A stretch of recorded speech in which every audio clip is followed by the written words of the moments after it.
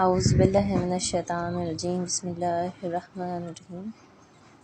کتاب نہج البلاغہ خطبہ نمبر 1۔ تمام حمد اس اللہ کے لیے ہے جس کی مدح تک بولنے والوں کی رسائی نہیں، جس کی نعمتوں کو گننے والے گن نہیں سکتے۔ بے شک نہ کوشش کرنے والے اس کا حق ادا کر سکتے ہیں، نہ بلند پرواز ہمتیں اسے پا سکتی ہیں، نہ عقل و فہم کی گہرائیاں اس کی تہ تک پہنچ سکتی ہیں۔ اس کے کمال ذات کوئی حد متعین ہی نہیں، نہ اس کے لیے توصیفی الفاظ ہیں، نہ اس کی ابتدا کے لیے کوئی وقت ہے جسے شمار میں لایا جا سکے، نہ اس کی مدت کی کوئی جو کہے پر ختم ہو جائے۔ اس نے مخلوقات کو اپنی قدرت سے پیدا کیا ہے، اپنی رحمت سے ہواؤں کو چلایا ہے، تھر تھراتی ہواؤں اور زمینوں اور پہاڑوں کی میخیں گاڑی ہیں۔ دین کی ابتدا کی اس کی معرفت ہے، کمال معرفت اس کی تصدیق ہے، کمال تصدیق توحید ہے، کمال توحید تنزیہ ہے، وہ اخلاص ہے، اور کمال تنزیہ و اخلاص یہ ہے کہ اس کی صفتوں کی نفی کی جائے، کیونکہ ہر صفت شاہد ہے کہ اسے اپنے موصوف کی غیر ہے، اور ہر موصوف شاہد ہے کہ وہ صفت کے علاوہ کوئی چیز ہے۔ لہذا جس نے ذات الہی کے علاوہ صفات مانے، اس نے ذات کا ایک دوسرا ساتھی مان لیا، اور جس نے اس کی ذات کا کوئی اور ساتھی مانا، اس نے دوئی پیدا کی۔ جس نے دوئی پیدا کی اس نے اس کے لیے جز بنا ڈالا، اور جو اس کے لیے اجر کا قائل ہوا وہ اس سے بے خبر ہو رہا، اور جو اس سے بے خبر رہا اس نے اپنے قابل اشارہ سمجھ لیا، اور جس نے اسے قابل اشارہ سمجھ لیا اس نے اس کی حد بندی کر دی، اور جو اسے محدود سمجھا وہ اسے دوسری چیزوں سے ہی قطار میں لے آیا۔ جس نے یہ کہا کہ وہ کس چیز میں ہے اس نے اسے کسی شے کے ضمن میں فرض کر لیا، اور جس نے یہ کہا کہ کسی شے پر ہے اس نے اور جگہیں اس سے خالی سمجھ لی۔ وہ ہے ہوا نہیں موجود ہے مگر عدم سے وجود میں نہیں آیا، اور وہ ہر شے کے ساتھ ہے، اور نہ جسمانی اتصال کی طرح وہ ہر چیز سے علیحدہ ہے، نہ جسمانی دور کے مطابق ہے۔ وہ غافل ہے لیکن حرکات اور آلات کا محتاج نہیں، وہ اس وقت بھی دیکھنے والا ہے جبکہ مخلوقات میں سے کوئی چیز دکھائی نہ دیتی تھی۔ وہ یگانہ ہے، اس لیے اس کا کوئی ساتھی ہی نہیں ہے جس سے وہ مانوس ہو اور اسے کھو کر پریشان ہو جائے۔ اس نے پہل خلق کی ایجاد کیا، بغیر فکر کی، جولانی کی کے، اور بغیر کسی تجربے کے جس سے فائدہ اٹھانے کی اسے ضرورت پڑی ہو، اور بغیر کسی حرکت کے جسے اس نے پیدا کیا ہو، اور بغیر کسی ولولے اور جوش کے جس سے وہ بےتاب ہوا ہو۔ ہر چیز کو اس کے وقت اس کے حوالے کیا، بے جوڑ چیزوں میں توازن و ہم آہنگی پیدا کی، ہر چیز کو جداگانہ طبیعت و مزاج کا حائل بنایا، اور ان طبیعتوں کے لیے مناسب صورتیں ضروری قرار دی، اور وہ ان چیزوں کو ان کے وجود میں آنے سے پہلے جانتا تھا، ان کی حد نہایت پر احاطہ کیے ہوئے تھا، اور ان کے نفوس و اعضاء کو پہچانتا تھا۔ پھر یہ کہ اس نے کشادہ فضا، وسیع اطراف و اکناف اور خلا کی وسعتیں خلق کی، اور اس میں ایسا پانی بہایا جس کی دریاؤں موجوں کی لہریں، طوفانی بحر خار کی موجیں تہ بتیں تھیں۔ اسے تیز ہواؤں اور تند آندھی کی پشت پر لا ڈالا، پھر اسے پانی کے پلٹانے کا حکم دیا، اور اسے اس کے پابند رکھنے پر قابو دیا، اور اسے پانی کی سرحد سے ملا دیا۔ اس کے نیچے ہوائیں دور تک پھیلائی تھیں، اور اوپر پانی ٹھاٹھے مار رہا تھا۔ پھر اللہ سبحانہ تعالیٰ اس پانی کے اندر ایک ہوا خلق کی جس کا چلنا بانجھ بے ثمر تھا، اور اسے اس کے مرکز پر قرار رکھا، اس کے جھونکے تیز کر دیے، اور اس کو چلنے کی جگہ دور دراز تک پھیلا دی۔ پھر اس کی ہواؤں کو مامور کیا کہ وہ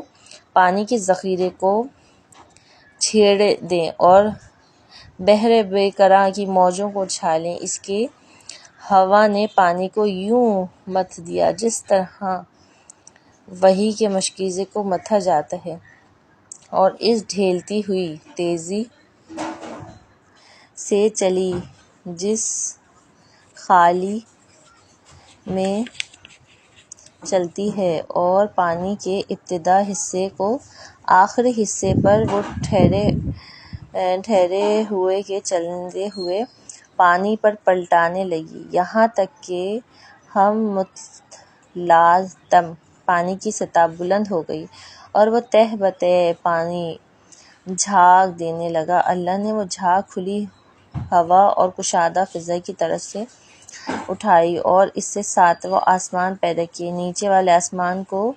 رکی ہوئی موج کی طرح بنایا اور اوپر والے آسمان کو محفوظ چھت اور بلند عمارت کی طرح میں اس طرح قائل کیا کہ نہ ستونوں کے سہارے کی حاجت تھی اور نہ بندھنوں سے جڑنے کی ضرورت۔ پھر ان کی ستاروں کی سج دھج اور روشن تاروں کی چمک دمک سے آراستہ کیا، ان میں زوپاش چراغ اور جگمگاتا چاند رواں کیا جو گھومنے والے فلک چلتی پھرتی چھت اور جنبش کھانے والے لوح میں ہے۔ پھر خداوند عالم نے بلند آسمانوں کے درمیان شگاف پیدا کیا اور ان کی وسعتوں کی طرح طرح کے فرشتے سے بھر دیا۔ پھر ان میں سربسجود ہیں جو رکوع نہیں کرتے، کچھ رکوع میں ہیں جو سجدہ نہیں کرتے، کچھ صفیں باندھے ہوئے ہیں جو اپنی جگہ نہیں چھوڑتے، اور کچھ پاکیزہ بیان کر رہے ہیں جو اکتاتے نہیں ہیں۔ اور ان کی آنکھوں میں نیند نہیں آتی، نہ ان کی عقلوں میں بھول چوک ہوتی ہے، اور نہ ان کے بدنوں میں سستی کاہلی آتی ہے، نہ ان پر نسیان کی غفلت طاری ہوتی ہے۔ ان میں کچھ تو وحی الہی کے امین ہیں، ان کے رسولوں کی طرف پیغام رسائی کے لیے زبان حق اور اس کی قطعی فیصلوں اور فرمانوں کو لے کر آئے جانے والے کہ کچھ ان کے بندوں کے نگہبان اور جنت کے دروازوں کے پاسبان ہیں، کچھ وہ ہیں جن کے قدم زمین کی تہہ میں جمے ہوئے ہیں اور ان کے پہلو اعتراض سے بھی آگے بڑھ گئے، ان کے شانے عرش کے پائے ہیں، میل کھاتے ہیں عرش کے سامنے، ان کی آنکھیں جھکی ہوئی ہیں، ان کے نیچے اپنے پروں میں لپٹے ہوئے ہیں، اور ان میں اور دوسری مخلوق میں عزت کے حجاب اور قدرت کے سرا پردے حائل ہیں۔ وہ شکل و صورت کے ساتھ اپنے رب کا تصور نہیں کرتے اور نہ اس مخلوق کی صفتیں طاری کرتے ہیں، نہ اسے محل و مقام میں گھیرا ہوا سمجھتے ہیں، نہ اشباہ اور نظائر سے اس کی طرف اشارہ کرتے ہیں۔ آدم علیہ السلام کی تخلیق کے بارے میں فرمایا، پھر اللہ نے سخت نرم اور شیریں شورش زار زمین سے مٹی جمع کی، اسے پانی سے اتنا بھگویا کہ وہ صاف ہو کر نتھر گئی، اور تری سے اتنا گوندھ کر اس میں لس پیدا ہو گئے، اس میں ایک ایسی صورت بنائی جس میں موڑ ہیں اور جوڑ اور اعضاء ہیں اور مخلوق حصے، اور اسے